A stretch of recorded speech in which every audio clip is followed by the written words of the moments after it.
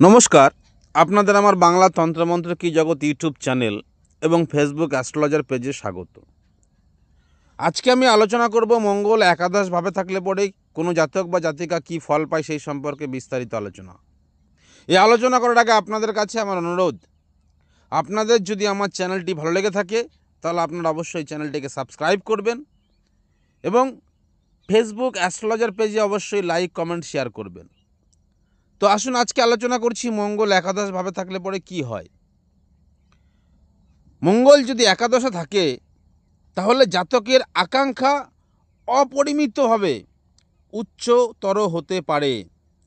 তিনি অনেক লোকের সঙ্গে মেশেন এবং তার অনুচর সহচরের সংখ্যা নেহাত কম হয় না। কিন্তু মঙ্গল যদি বিশেষভাবে অনুগৃহীত না হয়, অর্থাৎ বিশেষভাবে শুভ যদি না হয়, তাহলে তাদের সাহচর্য তার দুঃখ, ক্ষতি ও অবনতির কারণ হয়।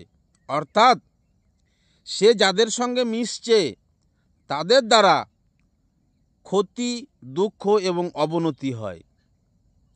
জাতকের উচ্চাকাঙ্ক্ষা কখনো পূর্ণ হয় না এবং তার উচ্চাকাঙ্ক্ষা অনেক সময় বিবাদ, বিসংবাদ এবং নানা রকম ঝঞ্ঝাটের কারণ হয়ে দাঁড়ায়।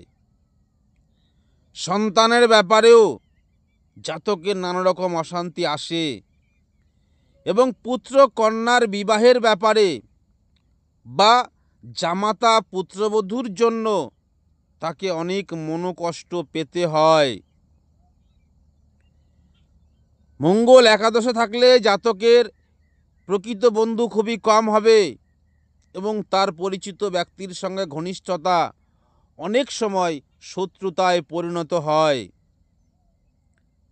কোনো সাংসদ, পরিষদ, কোম্পানি, কর্পোরেশন ইত্যাদির ব্যাপারে জাতকের কোনো রকম ঝঞ্ঝাট, অশান্তি, এমনকি মামলা মোকদ্দমা হওয়াও কিন্তু অসম্ভব ব্যাপার নয়।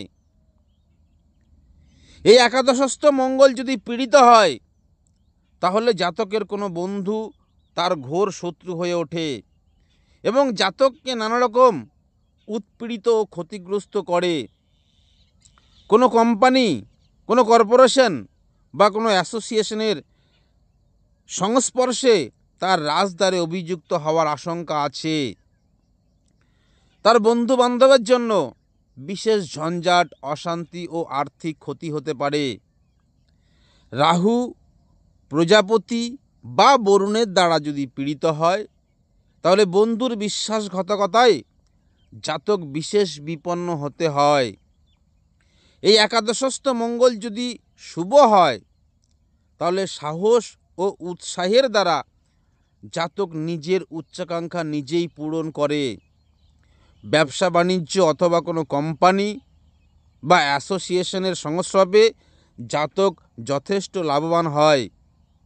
কিন্তু তাহলেও অনুচর, সহচর এবং সন্তানের জন্য তার কিছু না কিছু অশান্তি ভোগ করতেই হয়।